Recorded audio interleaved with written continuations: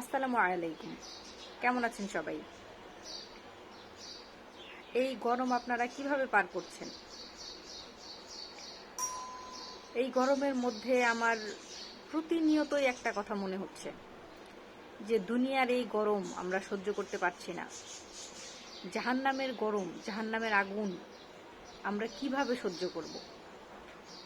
আমরা সবাই আমাদের ডেস্টিনি জানি। আমরা জানি আমাদের কি করতে হবে, আমাদের শেষ কোথায় ফিরে যেতে হবে, আমরা কোথা থেকে এসেছি, কোথায় যেতে হবে। কিন্তু আমরা এই বিষয়টাকে একবারেই টেকেন ফর গ্রান্টেড হিসেবে নিয়েছি।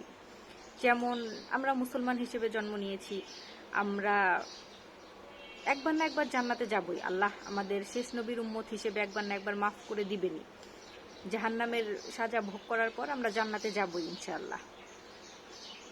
ব্যাপারটা এরকম যে আমরা জাহান্নামকে টেকেন ফর গ্রান্টেড হিসেবে নিয়ে নিয়েছি।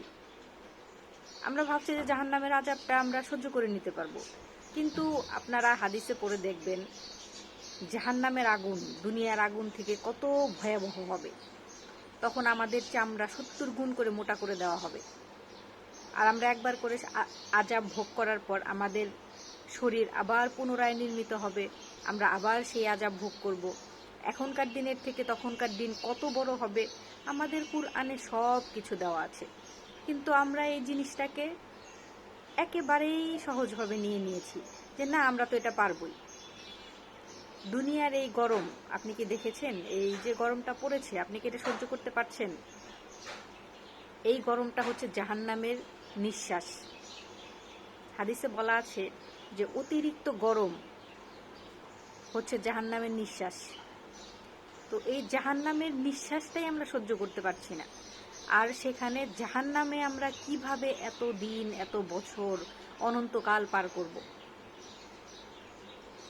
একটু ঠান্ডা মাথায় চিন্তা করে দেখবেন। এখন থেকেই আল্লাহর কাছে মাপ চান যে আল্লাহ, আমি এই দুনিয়ার গরমই সহ্য করতে পারছি না, আপনি আমাকে জাহান্নামের আগুন থেকে রক্ষা করুন। আর সেই হিসেবে তওবা করুন, আল্লাহর কাছে ফিরে আসুন। আল্লাহ আপনার সমস্ত গুনাহ মাফ করে দিবে।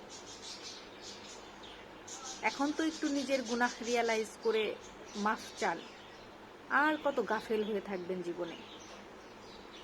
খুব বেশি সময় তো আমাদের হাতে নেই। আসুন আমরা সবাই তওবা করে আল্লাহর কাছে ফিরে আসি। ভালো থাকবেন সবাই।